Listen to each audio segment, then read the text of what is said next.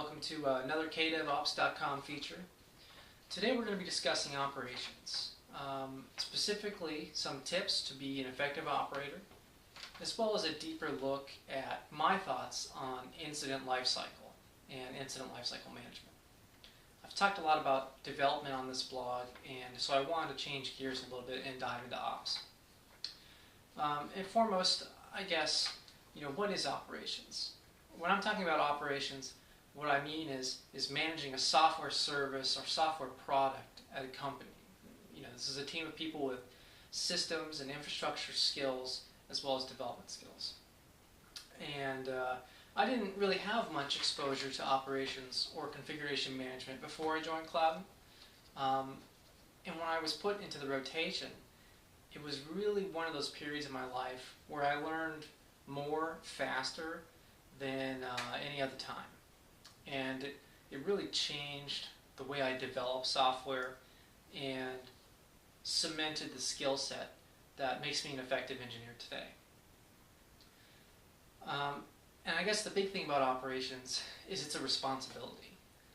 When you're an operator, you have a responsibility to your customers, your team members, and your company to give 100%, to act correctly, and to work hard to bring resolution to issues, to improve the system, and things like that. Okay? So always keep that responsibility in mind. And I think that operations may be the most pivotal team in an engineering group. It's really where the rubber meets the road. So there's going to be two parts to this video. In the first part, I'm going to give a few tips, a little bit separate from each other, and in the second part, I'd like to dive deeper into that incident management lifecycle. So let's go ahead and kick off the tips. One of the first ones I have is maybe one of the biggest, and that's to learn from the senior folks on your team. When you join an organization, especially as a new person, it can be very intimidating to work with some of these people. These engineers might have a decade more experience than you do.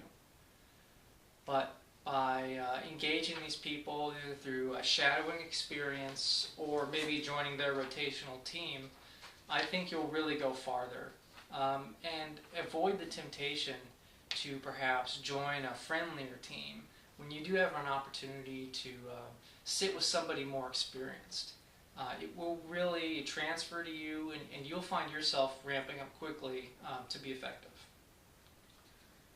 Second big tip, know when your shift is. Be very familiar with the operations rotation. The wrong way to go on call is for your time to come and you start getting paged. What you should do when you know you're on call that day, the first moment you step in the office, is inspect your operations chat channel or talk to your operations engineers and begin to understand the behavior of the service that day. By informing yourself before your shift starts, you're going to be aware of any sensitive customers or any pre-existing problems that are going to affect you on your shift. So keep that in mind. Another big one is that you need rock solid internet. When you're on call, that's not the time to be in a coffee shop. Okay. If you work from home, you need to have a home office with reliable internet. And if you're having issues with your internet provider, then you probably should swap shifts and try to get that resolved. There's nothing worse than being on call and having your internet go out. If you have severe storms approaching your area, and in your experience, you're at risk for losing power, inform your team. Make sure your escalation contact is aware of this, if possible, so that they aren't surprised if you lose power. Swap your shift if you can, and you know it's going to be serious. Another tip is to make sure you put together a good handoff to the next engineer in your team. A lot of times, maybe you'll have some issues early in your shift, and then you fix stuff, and things are quiet for hours, and then the next person comes on, and the only handoff we see is, hey, things are quiet, good luck. But it's actually a lot more useful if you, say, compile a small text document detailing the incidents you managed during your shift. Especially if you did have something non-trivial occur, by documenting in 2 or 3 brief sentences, the systems affected, the nature of the problem, maybe a link to a ticket, and a note on your resolution strategy. That will really inform the next people on shift. And it's also a document that you can reference, say in a team meeting, when you're trying to remember what it was you were doing this week. And it's something I try to do. I don't do it all the time, but when I do, I definitely get good feedback from my rotation team. So it's a strategy that I recommend for you as well. And this brings me to another tip, which is to make sure that you communicate clearly with your team. And that's a part of that operations responsibility. You need to speak or type in full sentences, clearly for the rest of your team. No abbreviations. If a teammate maybe is English as a second language speaker and your company's primary language is English, make sure that you're communicating with them well so that they understand the nature of the problem and they can communicate the problem to others if need be. Miscommunication is one of those things that could turn a relatively small incident into a major incident. So clear communication is key. Next tip, we'll talk a little bit about delegation. Okay. And by delegation, the scenario I'm thinking of is, you're on call and you're beginning to get paged. Maybe the pages are easy, maybe they're hard, but the pager either grows in number of pages or in priority of pages past what you can individually handle. And if this is becoming a real problem for your service, don't be afraid to delegate some tasks to other folks on the team, right? Ask somebody else in the operations rotation who might not be on call yet, or maybe they just rolled off call, to look into some of the more trivial problems while you investigate the serious one. Or if there is a serious incident and you need help, give specific tasks to a teammate.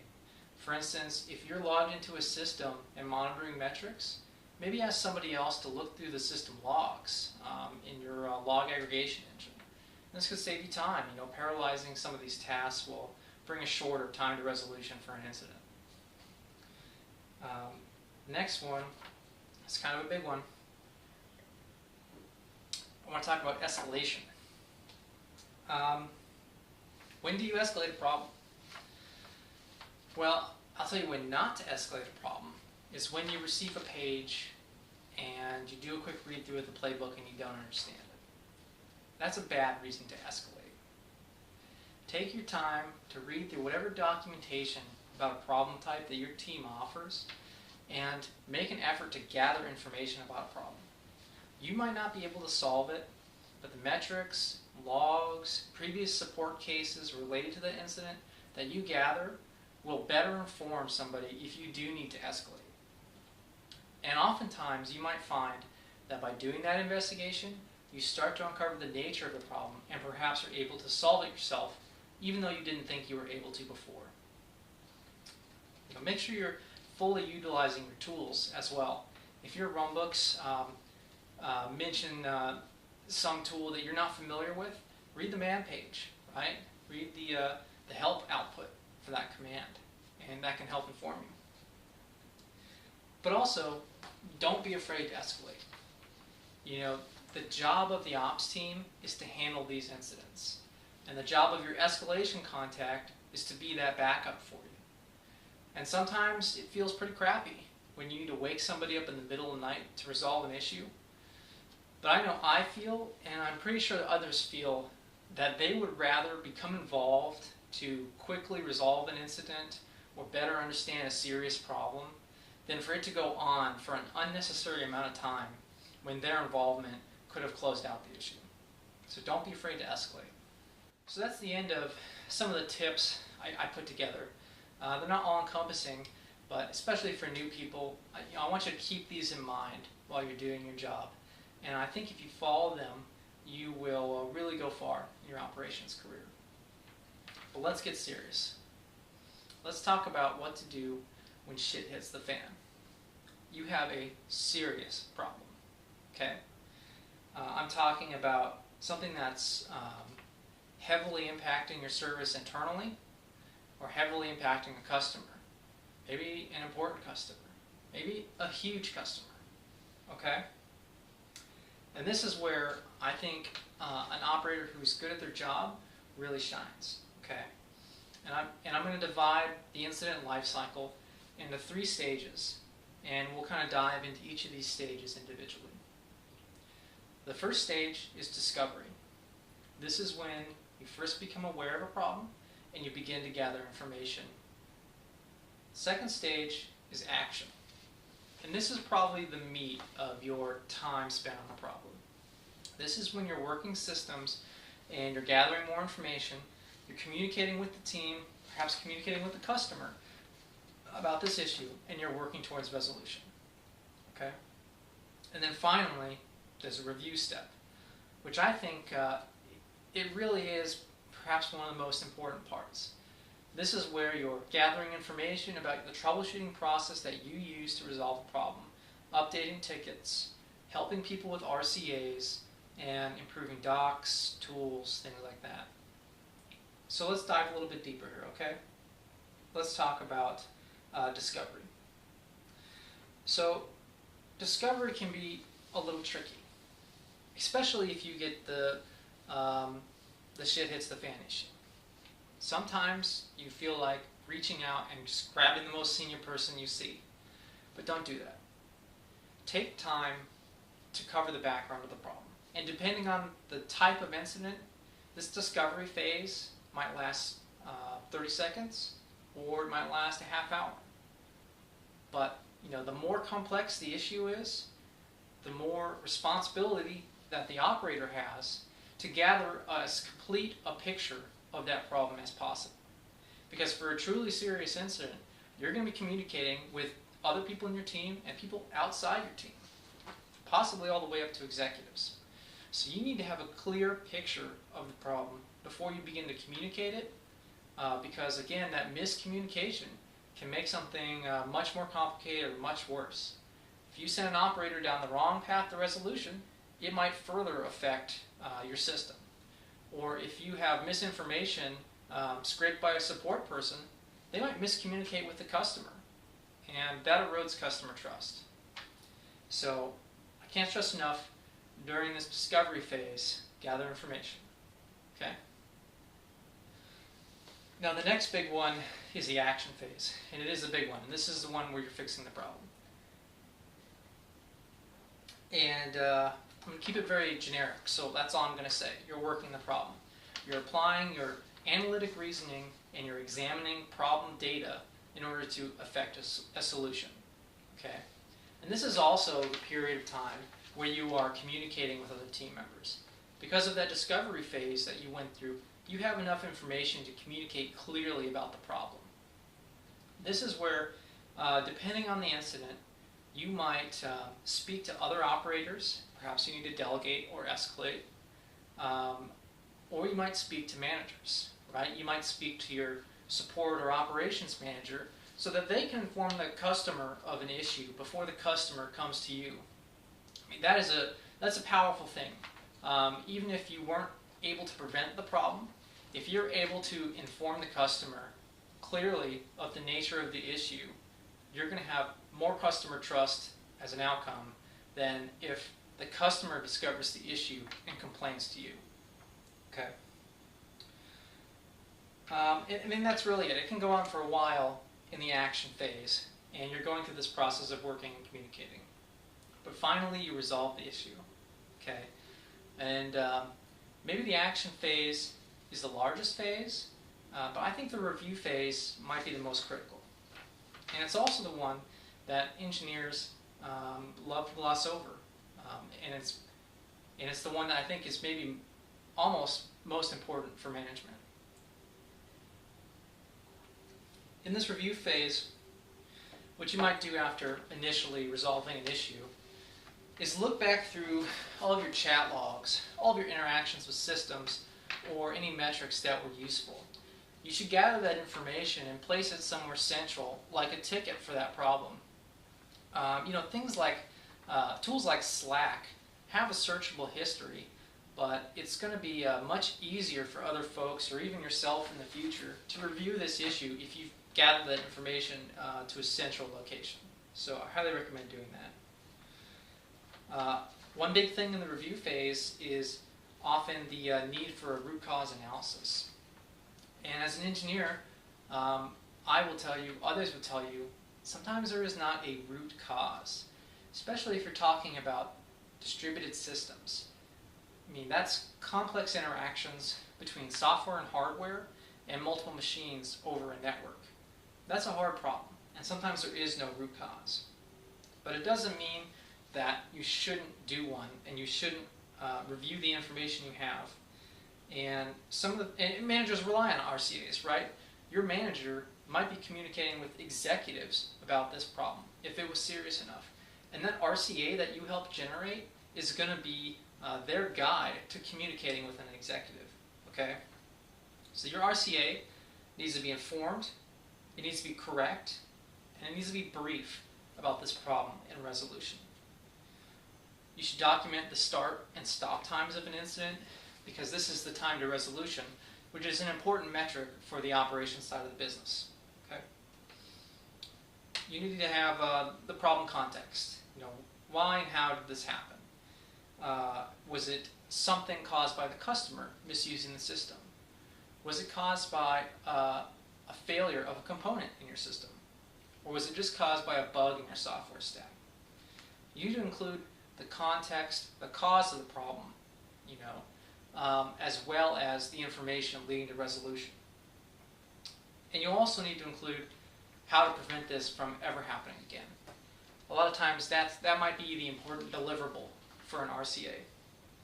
And that's going to vary for whatever problem you have, but a general step that's a very important part of the review phase is improving your documentation, any operations guides, as well as any tools that your team might use.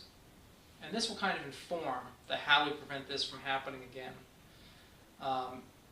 If you were reading through the playbook and you found it was insufficient, incorrect, or non-existent, then it's your duty as an operator to write or improve that documentation, right? Sometimes it goes beyond a playbook.